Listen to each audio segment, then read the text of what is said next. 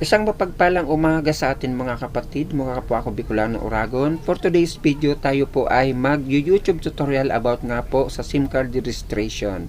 Pumunta lang po tayo sa atin Google Chrome, i-type lang po natin ang new.globe.com.ph.simreg. Pagkatapos natin pong i-type yan, pindutin po natin at i-next po natin mga kapatid. Dito na po tayo dadalahin sa atin second step. Dito na nga po, ayan ang unang lumabas na home, yan po ang ating pipindutin.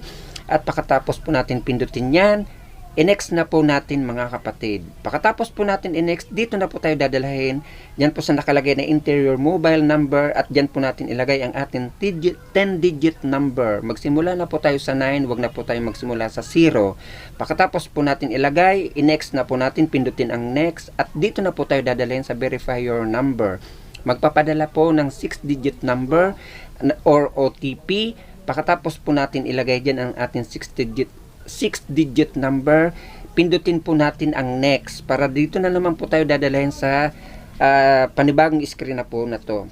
Ilalagay po natin dyan ang ating mga information. Dapat po totoo ang ating ilalagay para huwag po tayo makasuhan. Dapat po yung mga tama po ang ating ilalagay dyan.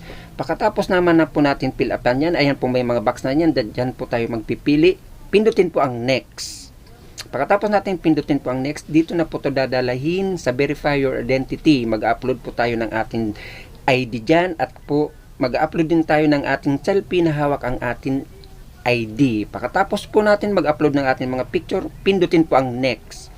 Pagkatapos naman po, ayan na po, nakikita nyo po may mga ID na. I-blurred ko lang po yung iba kasi gawa na po, ID po yan ng aking anak at information nyo po yan. Pagkatapos pong mag-upload ng ID at ng selfie, pindutin naman po ang next. At dito tayo dadalhin. Ayan pong may mga box na yan, ayan na 3 box na yan. Pipindutin po natin yan. Pero bago po natin pindutin, basahin po natin para naiintindihan po natin ang ating pinipil-upan. Pagkatapos po natin basahin at pagkatapos po natin pindutin po ang next. At ayan na nga po mga kapatid, pinindot ko na po ang next at ayan na po, naka blue check na po mga kapatid. It means nabasa ko po at naintindihan ko po ang aking pinipilapan na information, ang aking. Pagkatapos naman po mga kapatid, ito na po, isinubmit ko na po at dito na po ako dinala. Na ayan, lumabas na po, registration complete. So ibig sabihin po, complete ko na po at na-accept na po ang registration ng aking pong anak. Kasi ako po ang nag-register ng kanyang SIM card. So dito naman po ito dadalahin. Magpapadala po ng text na nagsasabi po na tayo po ay natanggap na or accept na po ang ating request sa SIM card registration. Kaya so ayun mga kapatid, huwag po natin kakalimutan i-subscribe ang aking YouTube channel, Ricky Oragon Vlog, at isang mapagpalang umaga sa atin lahat. Bye bye, God bless you, isang mapagpalang umaga po.